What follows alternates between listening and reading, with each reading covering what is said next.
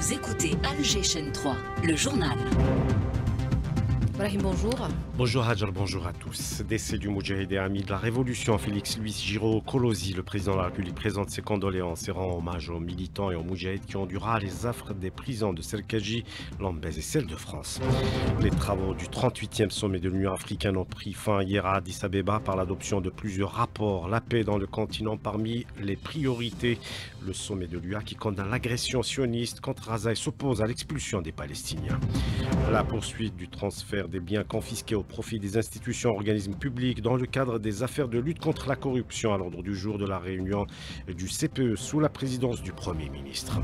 Réunion des ministres arabes de l'Intérieur à Tunis. Brahim Rad appelle au renforcement de l'action commune face aux défis sécuritaires dans la région. Nous parlerons de la filière oléicole dans la wilaya de Bouira. La production atteint 5 millions de litres cette année, une huile d'olive primée à l'international.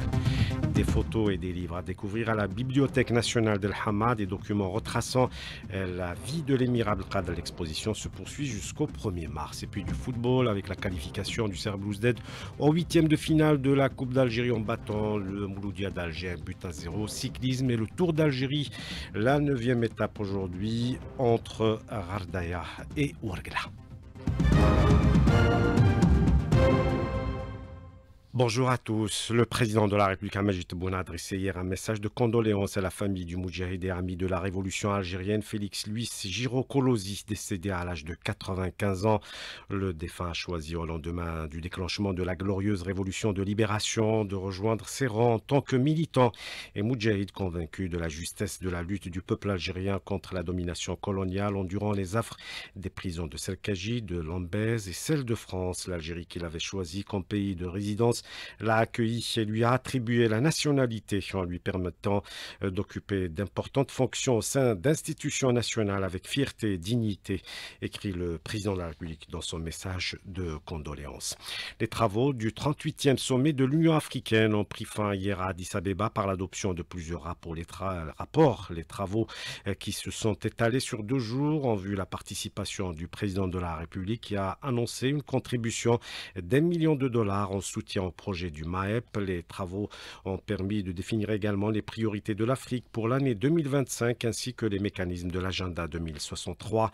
Le sommet, pour rappel, a été ponctué par l'élection du président de la commission de l'UA, le ministre des Affaires étrangères djiboutien Mohamed Ali Youssouf, ainsi que l'élection de l'ambassadrice d'Algérie en Éthiopie et sa représentante permanente auprès de l'UA, Malika Haddadi, au poste de vice-présidente de la commission après avoir obtenu une victoire écrasante contre sa concurrente marocaine. Et parmi les priorités de l'Afrique, la résolution des conflits, le sommet appelle à l'arrêt des hostilités au Soudan. Le soutien à la cause palestinienne a été également réaffirmé. Le sommet condamne l'agression sioniste contre Gaza et s'oppose à l'expulsion des Palestiniens de l'enclave.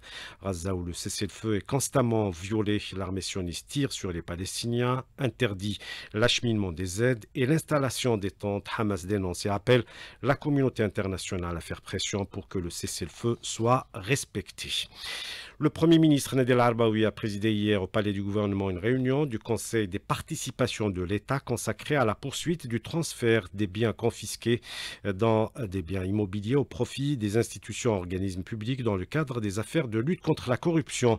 Au cours de la réunion, l'accent a été mis sur l'accélération de l'exploitation optimale des unités de production transférées conformément aux directives du président de la République.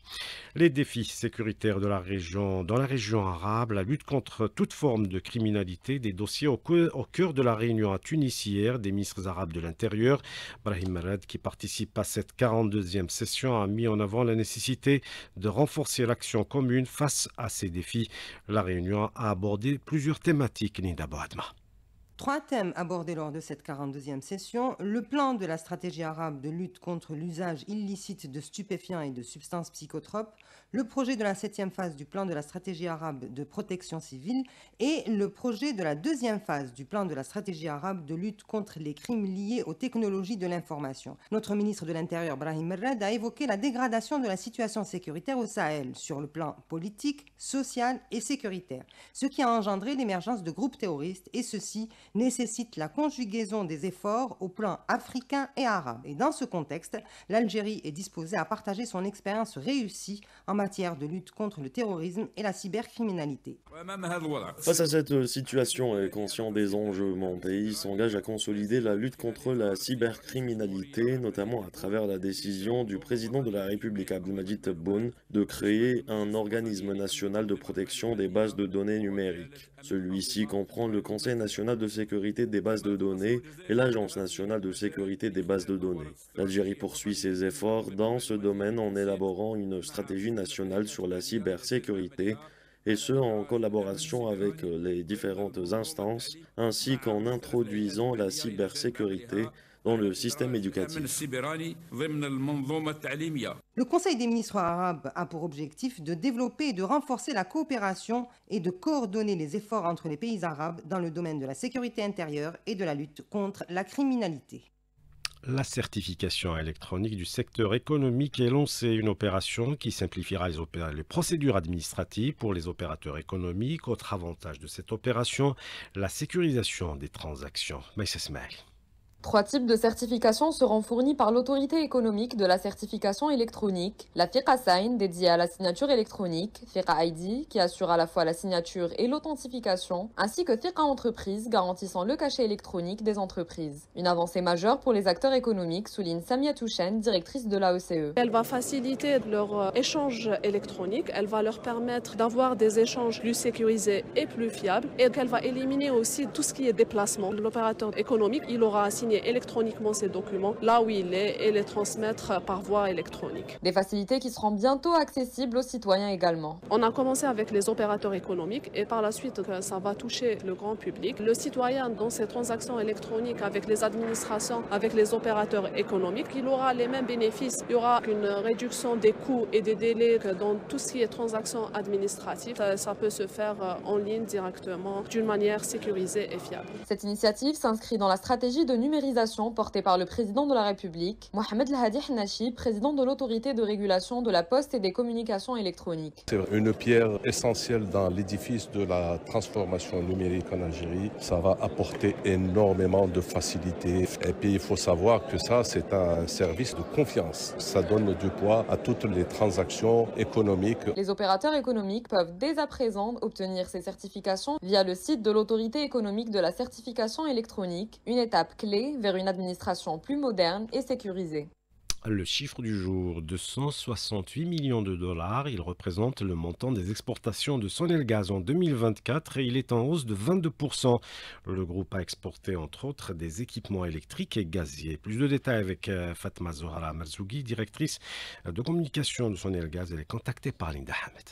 Plus de 268 millions d'euros de recettes d'exportation, soit une augmentation de 22% par rapport à 2023 où l'on a enregistré 219 millions d'euros. Ces recettes concernent les domaines suivants, donc c'est l'exportation de l'électricité, l'exportation d'équipements électriques et gaziers fabriqués localement par la filiale du groupe Sonelgaz SAIEG, et le dernier domaine, c'est les services de formation dans le domaine de l'électricité. Ces chiffres témoignent de l'engagement de Sonelgaz à contribuer efficacement à l'augmentation des taux d'intégration nationale afin de réduire la facture d'importation. Cette orientation reflète également la forte volonté du groupe Sonelgaz à se développer sur les marchés internationaux en renforçant ses capacités de production et son expertise dans les divers domaines liés au secteur de l'électricité et du gaz. Alors, on l'appelle l'or vert. On parle bien évidemment de l'huile d'olive et la filière oléicole dans la wilaya de Bouira qui a enregistré un saut qualitatif et quantitatif ces dernières années, une production qui dépasse les 5 millions de litres, une huile d'olive primée à l'international et des résultats encourageants soulignés lors d'une réunion régionale consacrée au développement de cette filière. Alice Chechoua. La wilaya de Bouira est un bassin oléicole par excellence et afin de promouvoir cette filière, une rencontre régionale est organisée au centre-ville. Des oléiculteurs et oléifacteurs de plusieurs wilayas étaient présents. Et en parallèle, un concours de la meilleure huile d'olive est lancé. Zine Abidine Benjabella, directeur des services agricoles de Bouira. La filière de l'huile d'olive à Bouira, c'est la deuxième filière après la céréaliculture, avec 36 000 hectares de plantation, dont 25 000 hectares en production, et on a dépassé les 5 millions de litres de production. L'association Tendokli envisage une dimension régionale, pourquoi pas nationale dans l'avenir, pour cet événement. Yassine Soualah, porte-parole de l'association. Notre objectif est d'encourager la production de l'huile d'olive dans la wilaya, notamment dans la région Mchdala. Il faut rappeler que plusieurs marques de l'huile d'olive ont été périmées dans différentes manifestations mondiales. Dans l'avenir, bien sûr, nous envisageons de passer l'étape supérieure en faisant de cet événement un festival régional, pourquoi pas national. Des laboratoires et des ingénieurs agronomes étaient présents. Leur objectif est de sensibiliser les oléiculteurs quant à la nécessité de recycler les déchets des olives et les valoriser. Bouira, Aris Chachoua, Algéchin 3. Et à quelques jours du mois de Ramadan, les marchés de proximité ont déjà ouvert leurs portes, offrant aux consommateurs des produits à des prix compétitifs. Exemple ce matin à Oran avec notre correspondant sur place, Mohamed Hamza Belmadani. Un grand engouement a été constaté pour la viande importée et les denrées essentielles qui ont été exposées comme l'huile de table et la farine. L'ouverture progressive de 9 marchés de proximité à Al-Behia s'inscrit dans la stratégie nationale visant à alléger la pression sur les citoyens et à garantir l'abondance des produits en coordination avec l'ensemble des partenaires économiques. Nous allons commercialiser à 600 dinars. Le tilapia rouge, c'est un poisson blanc plein de vitamine B12 et plein d'oméga 3. عندنا البقري تاع اسبانيا تاع البرازيل، عندنا الخروف تاع رومانيا تاع اسبانيا. الحمد لله راه كاين استقبال كبير من عند الشعب والاسعار في متناول الجميع. فارينه وسميد راه متوفرين، سميد 40000 فارينه 25000. Les citoyens ont salué cette initiative. ماذا بينا دائما تدوم هكا، تنفع الناس القلي كان الناس عندهم مدخول قليل كاع تنفعهم انا، الناس كاع تجي تشري في الحقيقه انا درت شيت الاسعار مليحه. الحمد لله راه كاين خير متوالي من الجميع. المبادره جد حسنه وتستاهل التعميم ونتمنى تكون في أعوام قادمة. Doron Mohamed Hamza Belmadani, Alger, Chan 3. Et des photos et des livres à découvrir à la Bibliothèque nationale d'El Hama à Alger. Des documents retraçant la vie de l'émir Abdelkader. L'exposition se poursuit jusqu'au 1er mars. Les détails avec Sida Alifers.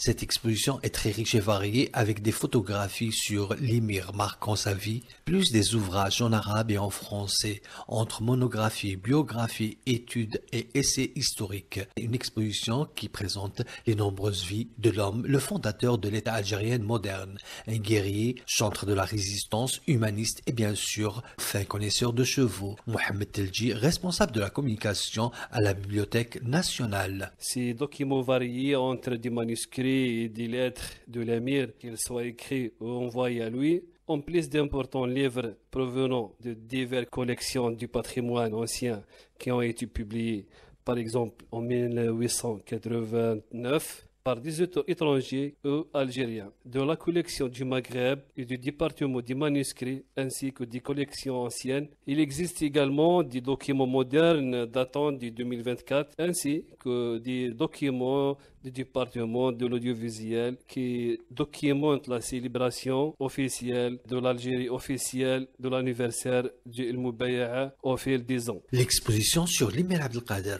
organisée par la Bibliothèque nationale d'El Hama, est ouverte au public jusqu'au 1er mars. On termine avec le football pour rappeler que le Serbe Ouzed a arraché le dernier billet des huitièmes de finale de la Coupe d'Algérie en battant hier soir au stade du 5 juillet le Mouloudia d'Alger sur le score d'1-0. Le CRB qui affrontera en huitième de finale l'US Chaouia. Et puis en cyclisme, Raldea Ouargla, c'est la 9e étape du Tour d'Algérie sur une distance de plus de 189 km. Et sachez que c'est toujours Hamza Yassine qui est maillot jaune. C'est la fin de ce journal. Merci d'avoir suivi la météo à Jalm Saoudi juste après Matin Sport avec Mahamat Chipour.